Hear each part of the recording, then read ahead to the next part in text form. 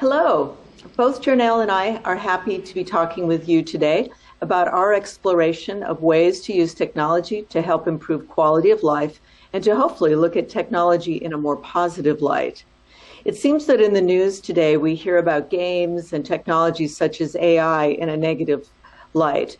We hope to change, or at least allow you to consider, another way of viewing these technologies. Our talk today will start with an overview of the current state of using these technologies to improve the quality of life for people with a number of illnesses. We will then move to explore some of the possibilities we have discovered, including the use of AI tools for storytelling, art, and the creation of community around these areas. We also want to explore the idea of how avatars might help others express themselves and use them for personal exploration. So here's a little bit about me, how I found my way to using games and technology to improve the quality of life of people with ALS. In my case, it came from lived experiences. While I was working for a large game company, I was diagnosed with cancer. While my prognosis was good, it didn't stop the worry, the anxiety, and the loneliness that one often feels with the possibility of a life-threatening illness. To help me through my treatments and my negative thoughts, I turned to the only thing I knew, which was games. I had been playing an online game called World of Warcraft at the time and decided to use the game and my avatar as a way to reflect and as a visualization tool to help me process what I was going through. This experience took me into a whole different direction and led me to try and find other ways to use games and a variety of technologies to bring about social change in the areas of health. Then a few years back, a friend and former colleague of mine was diagnosed and sadly passed with ALS. And I became even more committed to explore ways to use technology to deal with this horrible disease. Then through a series of chance meetings with people working in the MND ALS space, Jarnail and I first met. Since both of us came from the tech industry, we wanted to let people become more aware of the possibilities that games and their related technologies, and now with the appearance of AI, might afford people as well. So I always start and think about this just about every day, actually.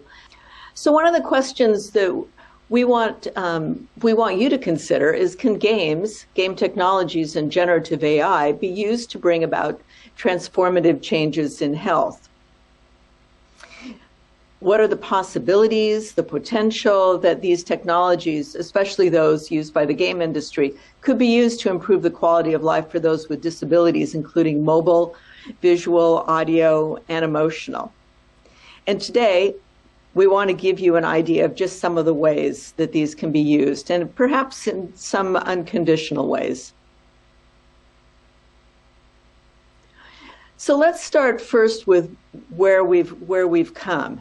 In terms of the health sector, games and gamification have actually been used for a number of years and for a variety of illnesses to help encourage people with stroke and Parkinson's, and even to help with pain management, encourage them to exercise, to help with cognitive recovery, fuzzy brain, if you will, in terms of cancer, and pain management. They've also been used to encourage children who often refuse to participate in physical activity through games such as DDR or Dance Dance Revolution. Other games, such as That Dragon Cancer, was designed by a game designer whose family was dealing with their young child who had cancer, and was designed as a way for people to understand what friends and family and the child were going through. Games have also been used to help with impairments, especially children, to participate in activities that most individuals enjoy and take for granted, but through improved accessibility allow them access and really a sense of normalcy. I think this can also relate to older people who, as they age and encounter physical and visual disabilities, can still enjoy games. And I think you're finding that game developers are integrating greater accessibility into their games today. in terms of the use of games and game technologies to help people with MND or with ALS, we're seeing that VR is being studied as a way to help with physical therapy and reduce anxiety through the immersion of VR into more contemplative spaces. I also think that the use of games might also be helpful in helping people cope with anxiety and, again, improve their quality of life, perhaps in a way similar as I did with World of Warcraft.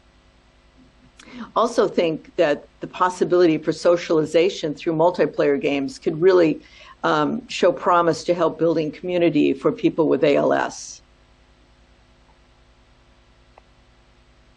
Hello, this is Jarnail, and one of the areas that I'm going to go into a little bit more detail is some of the games that we developed while I was at Microsoft, the rationale that we had behind them.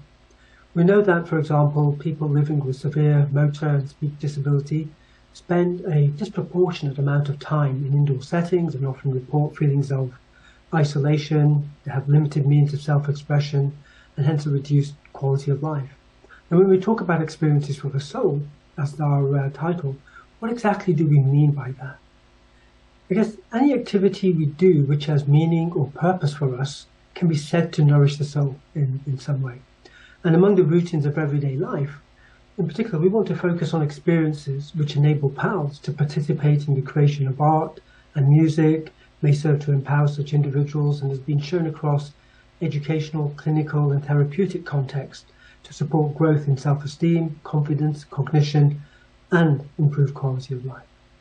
We know that for many people, engaging in artistic pursuits is a natural activity, and one which is easily accessible. For example, videos on the internet, relatively inexpensive software, made access so much easier for people of all ages and skill levels to be able to craft their own music or express themselves via various visual media. Yet, little work has been conducted to design expressive technologies for those with limited or no motor ability, where technology and creative expression are inseparable and extreme constraints have to be fully taken into account. Now, while I was at Microsoft, with the iFirst games we developed, our aim was to restore critical, expressive and creative channels for people severely affected by disabling conditions, such as severe speech or mobility impairment.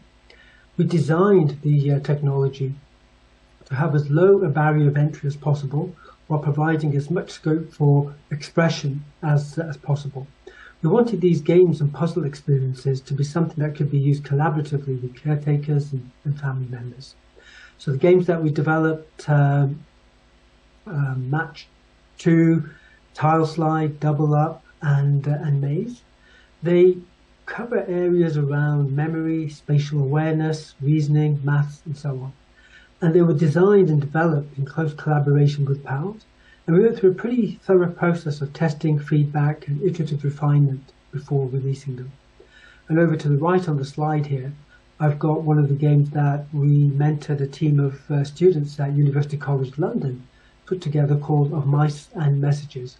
Once again, very creative, very engaging, very immersive, and having a number of different levels to keep the person involved and provide increasing levels of challenge.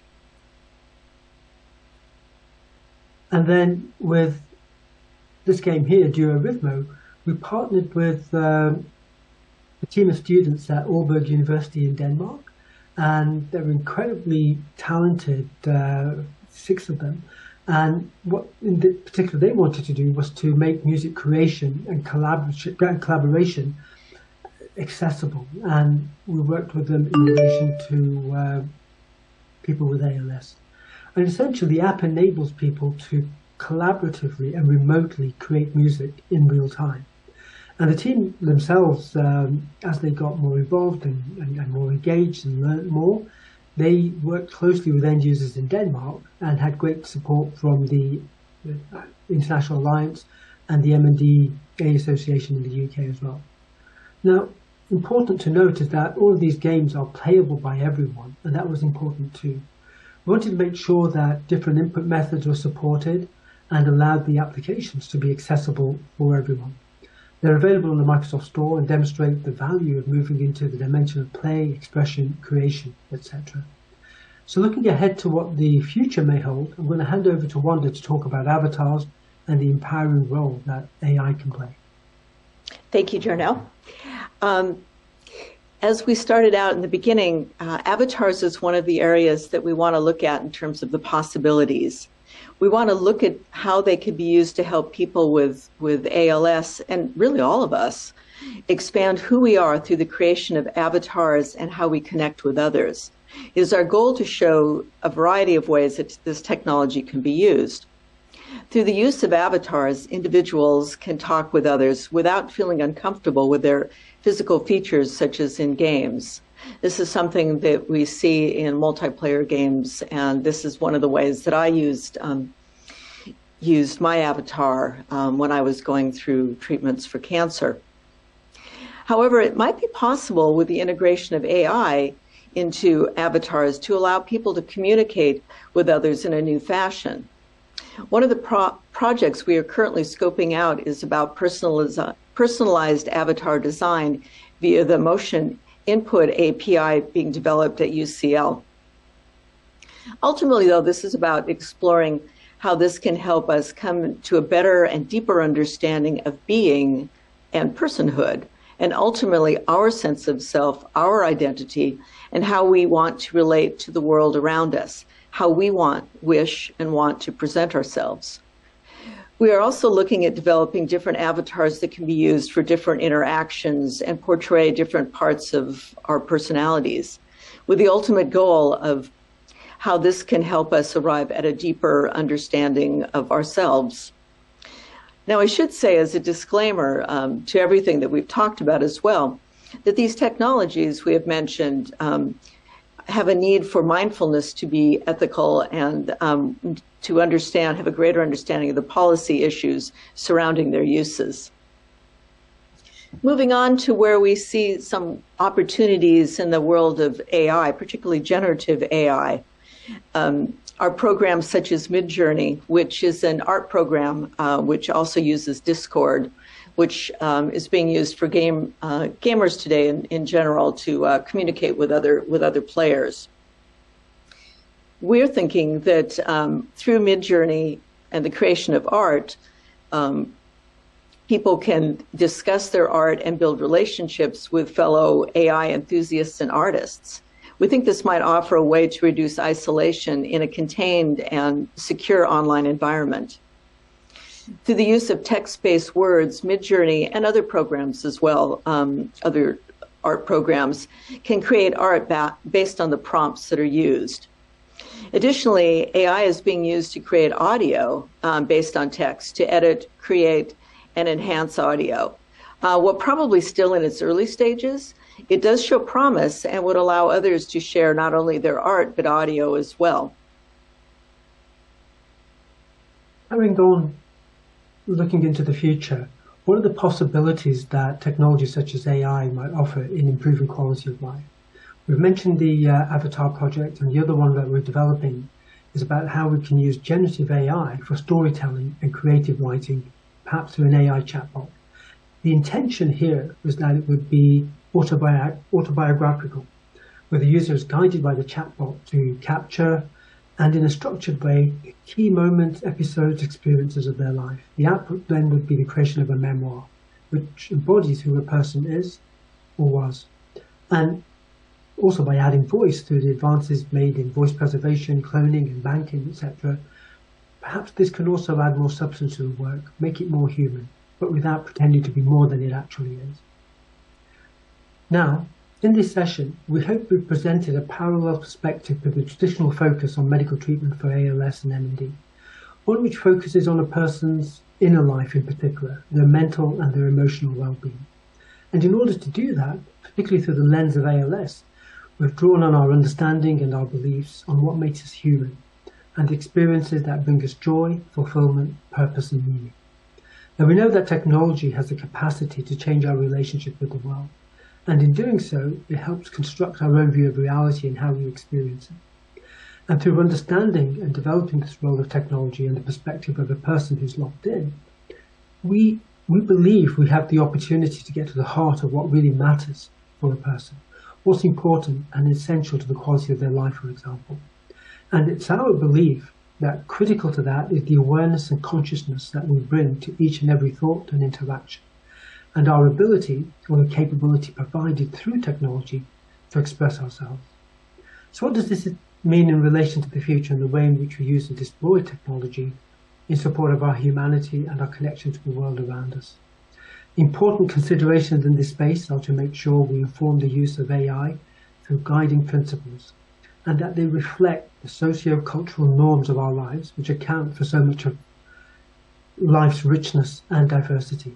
And secondly, we strongly believe in the importance of interoperability and community, making sure that our collaborations are built on open standards and are interoperable with other systems, so that they're not tied to any separate organization or company, but are part of an inclusive ecosystem, one which allows us to express our humanity in ever more diverse and empowering ways.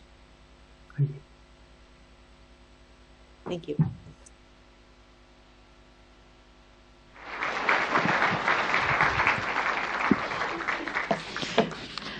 Thank you so much, Jarnail and Wanda. I think that was absolutely mind-blowing. I started thinking of the presentation because I'm a technophobe, and I was thinking, well, I don't game, and I don't do that. But as you were mentioning avatars, I then realized that I use it all the time. I use a Swift bike, and I cycle, and I also use Discord.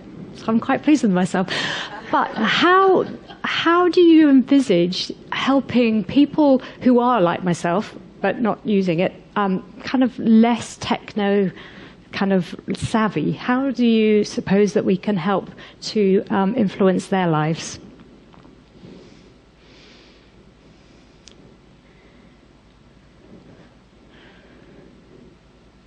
Do you want me to take it or do you? I guess I'm taking it.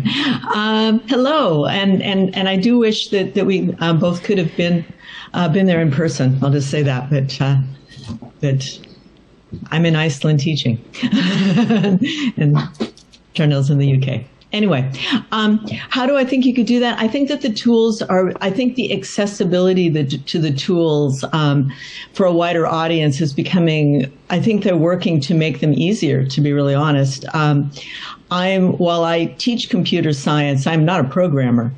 And yet I can find my way around these tools. I think that Midjourney is particularly interesting because it is connected to Discord, and I think that you can get into these pretty easily, or you can, there's people that are willing to help and such. But I do think that the tools and the how-tos, if you will, once you're in it, you sort of get into the flow of wanting to really learn more about them. I don't know if that helps, but it's it's possible. It's totally possible. Anything's possible by the sounds of it. Thank you. Are there any questions online at all? No questions? Any questions in the room? Oh, yes, we have. We're just going to take the microphone over.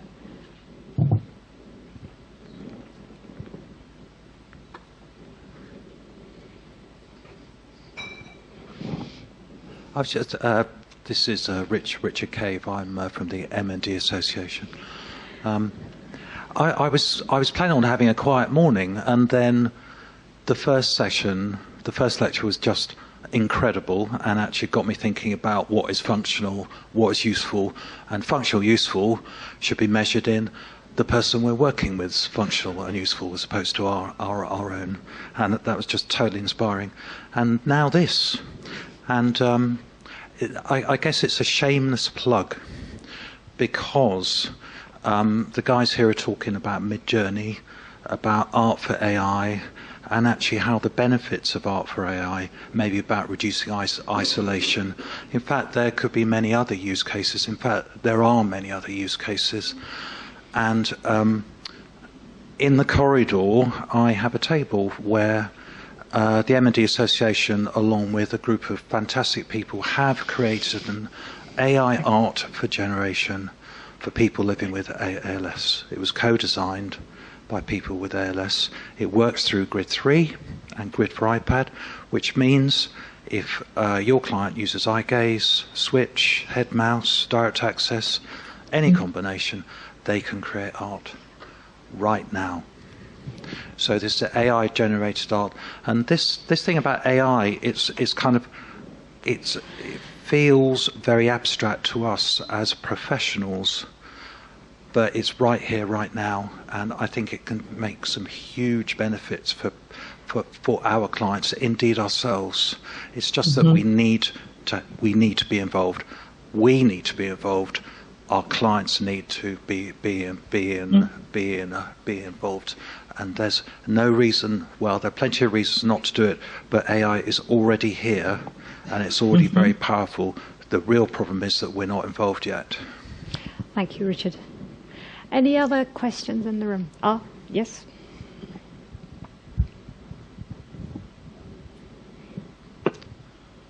Thank you, Martha, and both of you. We need this in a package somehow. Something that we can go into the store and buy this package. It's, if I go into these technical stores today, I have no idea what to buy or what to use. So I want you to make a package for me and be ready to use. Yeah, I think that's we talked about design underlying sort of principles, the way that we approach it as designers and technologists. And we touched on, well, go back to the previous question, the importance of access and accessibility. And Richard, the way that you reinforce the importance of co-design, and in particular taking into account situation, environment, and context.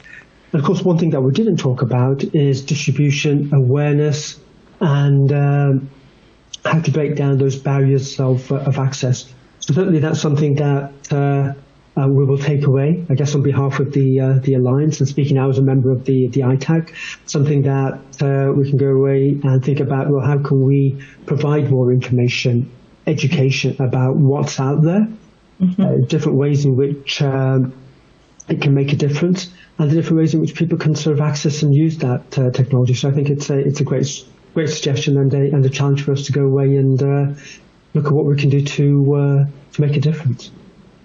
And I think in terms of accessibility, with AI such as Midjourney and such, since there's no it's accessible online with Midjourney, and I particularly like Midjourney because it is on Discord, and because you can build community on it, and from a privacy perspective and such, you can lock it, you can keep it in a contained environment so that you don't have to worry about other people just coming in. So you can have a built-in community, if you will.